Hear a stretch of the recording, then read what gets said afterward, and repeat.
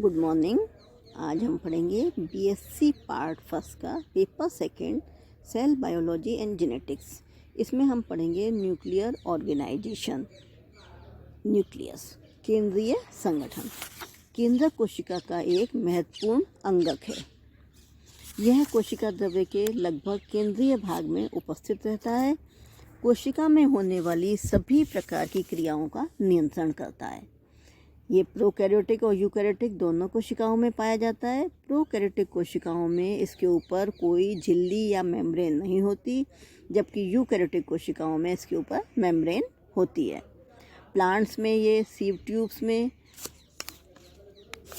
इसके अलावा मैमल्स की आरबीसीज में कुछ समय तक ही रहता है। 17वीं शताब्दी में एंटोनी वन ल्यूवेनहॉक ने केंद्रक की उपस्थिति फिश की रेड ब्लड कैप्सूल्स में देखी। देन फोंटाना ने 1781 में फिश में स्केल्स में देखा। रॉबर्ट ब्राउन ने ऑर्किड की रूट्स में देखा और इन्होंने न्यूक्लियस नाम दिया। बाद में सेल थ्योरी को प्रतिपादित करने वाले श्लाइडन और श्वान ने 1830 में यह मत रखा कि केंद्रक कोशिका में के परिवर्तन में महत्वपूर्ण भूमिका निभाता है। वॉल्डेयर ने केंद्रक में गुणसूत्रों का अध्ययन किया। जे हेमरलिंग ने 1934 में यह प्रमाणित किया कि केंद्रक की कोशिकाओं में सामान्य व आनुवंशिक नियंत्रण करने की क्षमता होती है। देन पोजीशन, इसकी हम पोजीशन देखते हैं। केंद्रक की स्थिति कोशिका में जाति के अनुरूप परिवर्तनशील पाई जाती है। सामान्यतः कोशिका के केंद्रीय भाग में ये स्थित होता है। प्रोकैरियोटिक कोशिकाओं में केंद्रकाम न्यूक्लियोइड की संरचना जीवाणु के जब हमने स्टडी किया था उस समय देखी थी। नंबर इनका सामान्यतः कोशिका में एक ही केंद्रक पाया जाता है, इसलिए सेल यूनिन्यूक्लिएट कहलाती है। लेकिन कुछ सेल्स में दो न्यूक्लियस भी पाए जाते हैं। ऐसी सेल्स बायन्यूक्लिएट कहलाती हैं, जैसे पैरामीशियम। इनमें दो न्यूक्लियस होते हैं, एक छोटा और एक बड़ा, मैक्रोन्यूक्लियस एंड माइक्रोन्यूक्लियस। ये दोनों ही अलग अलग फंक्शंस इनके होते हैं। एक रिप्रोडक्टिव फंक्शन करता है तो दूसरा वाइटल होता है।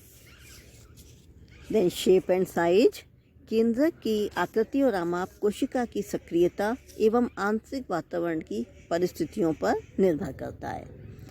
इसकी शेप डिफरेंट होती है, राउंडेड, प्रिज्म शेप, एलिप्सॉइडल, अलग अलग शेप का ये होता है। वॉटिसेला में ये सी शेप का पाया जाता है। पैरामीशियम में राउंडेड होता है। इसके अलावा स्पाइरोस्टम में ये बीड्स लाइक होता है। केंद्रक का आकार व आमाप कोशिका में उपस्थित गुणसूत्रों की संख्या के समानुपाती होता है। ये ट्रिप्लॉइड, टेट्राप्लॉइड कोशिकाओं के केंद्रक का आमाप द्विगुणित कोशिकाओं से बड़ा होता है। सामान्यतः केंद्रक का परिमाण कोशिका द्रव्य के परिमाण के अनुक्रमानुपाती होता है। अब हम इसकी अल्ट्रा स्ट्रक्चर को डिस्क्राइब करेंगे। न्यूक्लियर अल्ट्रा स्ट्रक्चर में इसमें केंद्रक कोशिका की आंतरिक स्थिति के अनुसार जो इसकी अवस्थाएं हैं, जिनमें क्या क्या होता है, इसको हम देखेंगे। Nuclear envelope which consists of two parallel membrane called perinuclear space। Nuclear envelope में दो पैरेलल मेम्ब्रेन होती हैं और जो इसकी स्पेस होती है that is called perinuclear space। These membrane forms a barrier between the materials present inside the nucleus and that of cytoplasm। ये जो मेम्ब्रेन है ये बैरियर का काम करती है, जो न्यूक्लियस के अंदर मटेरियल होता है उसके और न्यूक्लियस के बाहर साइटोप्लाज्म में जो मटेरियल होता है उन दोनों के बीच बैरियर का काम करती है। The outer membrane usually remains continuous with the endoplasmic reticulum and also bears ribosome on it। Outer membrane continuous होती है एंडोप्लाज्मिक रेटिकुलम के और उसके ऊपर राइबोसोम्स पाए जाते हैं जो प्रोटीन सिंथेसिस का काम करते हैं। There are minute pores which are formed by the fusion of two membrane called nuclear pore। Nucleus जो न्यूक्लियर मेम्ब्रेन है इसमें पोर्स पाए जाते हैं। ये माइन्यूट पोर्स है, इनका फॉर्मेशन होता है दो मेम्ब्रेन के फ्यूजन से। इस पोर के थ्रू पदार्थों का आदान प्रदान होता है। न्यूक्लियस से साइटोप्लाज्म में पदार्थों का आदान प्रदान होता है। The nuclear pore is guarded by octagonal discoid structure of nucleoplasm in protein. ये जो न्यूक्लियर पोर है इसके चारों तरफ ऑक्टागोनल डिस्कॉइड स्ट्रक्चर होती है, that is called nucleoplasm in protein. The inner side of inner nuclear membrane is lined by nuclear lamina.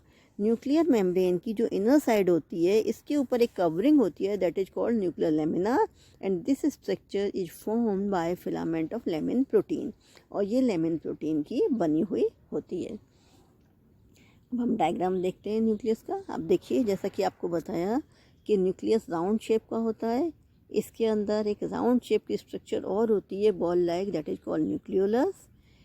Double membrane होता है और दोनों मेम्ब्रेन के फ्यूजन से बनता है। जब दोनों मेम्ब्रेन का फ्यूजन होता है तो उसमें पोर्स बन जाते हैं, ये कहलाते हैं न्यूक्लियर पोर। ये दिखाई दे रहे हैं आपको, जिनसे मटेरियल्स का एक्सचेंज होता है न्यूक्लियस और साइटोप्लाज्म के बीच में। न्यूक्लियस के अंदर पाए जाने वाला मटेरियल न्यूक्लियोप्लाज्म कहलाता है। थ्रेड लाइक स्ट्रक्चर क्रोमेटिन्स कहलाती हैं। और जैसा कि अभी बताया था कि न्यूक्लियस की जो आउटर मेम्ब्रेन है इसके साथ एंडोप्लाज्मिक रेटिकुलम के साथ कंटिन्यूशन में होती है। तो आप देखिए एंडोप्लाज्मिक रेटिकुलम दिखाई दे रही हैं और उनके ऊपर राइबोसोम्स पाए जाते हैं जो प्रोटीन सिंथेसिस का काम करते हैं। Then nuclear matrix. न्यूक्लियर के अंदर पाए जाने वाला पदार्थ न्यूक्लियर मैट्रिक्स कहलाता है। Nuclear matrix is a ground substance of nucleus which is a complex colloidal form of a number of chemicals like nucleotides, nucleosides, ATP, proteins and enzymes. Nuclear matrix जो होता है वो ग्राउंड सब्सटेंस है nucleus का, जो complex colloidal form में होता है और इनमें न्यूक्लियोटाइड्स, न्यूक्लियोसाइड्स, ATP, प्रोटीन्स और एंजाइम्स होते हैं। Chromatin net and nucleolus are component of nuclear matrix. जो chromatin network thread like structure आपको बताई थी वो, और जो राउंड स्ट्रक्चर थी न्यूक्लियोलस, ये कंपोनेंट होते हैं न्यूक्लियर मैट्रिक्स के। Chemically chromatin consist of DNA, RNA, histone protein and non histone protein.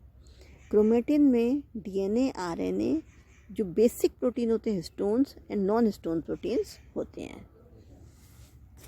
Then interphase nucleus. Interphase nucleus has a loose and indistinct network of nucleoprotein fibers called chromatin. Interphase nucleus होता है, ये loose होता है और indistinct network होता है, clear नहीं होता। न्यूक्लियोप्रोटीन फाइबर्स होते हैं जो कहलाते हैं chromatin, which is embedded in nucleoplasm, जो कि न्यूक्लियोप्लाज्म में एम्बेडेड होते हैं। Chromatin net is mainly formed of DNA, ये DNA से बनते हैं, एंड हिस्टोन प्रोटीन कॉम्प्लेक्स, इनमें क्या होते हैं, हिस्टोन प्रोटीन्स होते हैं। Chromatin fibres contains genetic information, ये जेनेटिक इन्फॉर्मेशन कंटेन करते हैं and condense to form chromosomes during cell division, और ये सेल डिवीजन के दौरान कंडेंस फॉर्म में आ जाते हैं।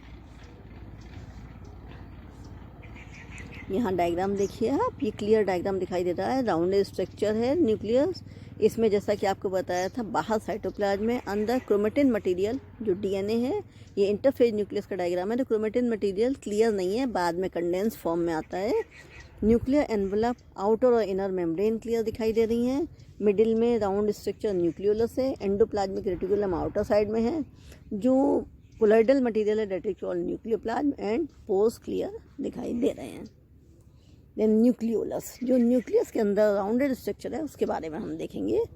The nucleoli are spherical and membraneless structure so that the content of nucleus is continuous with the rest of the nucleoplasm. जो nucleoli है वो स्फेरिकल और मेम्ब्रेनलेस स्ट्रक्चर होती है, इसलिए जो न्यूक्लियोलस के कंटेंट हैं ये रेस्ट ऑफ न्यूक्लियोप्लाज्म के कॉन्टैक्ट में रहते हैं, कंटिन्यूअस रहते हैं। It is a site for active ribosomal RNA synthesis. ये साइट है जो न्यूक्लियोप्लाज्म में ये है, ये साइट होती है एक्टिव राइबोसोमल RNA सिंथेसिस की साइट होती है। Nucleolus usually attach to chromatin at specific site called nucleolar organiser region. Nucleolus usually attach रहता है क्रोमेटिन से एक स्पेसिफिक साइट से, वो जो स्पेसिफिक साइट है ये कहलाती है न्यूक्लियोलर ऑर्गेनाइजर रीजन कहलाती है। Nucleolus is called ribosome factory of cell. Nucleolus ribosome factory भी कहलाता है सेल की, क्योंकि यहाँ न्यूक्लियर ऑर्गेनाइजर रीजन है और राइबोसोम का फॉर्मेशन होता है। Larger and more numerous nucleoli are present in cells actively carrying out of protein synthesis. जो बड़ी होते हैं और न्यूमरस न्यूक्लियोलाई हैं, ये जो सेल में प्रेजेंट होते हैं, ये एक्टिवली पार्टिसिपेट करते हैं प्रोटीन सिंथेसिस में।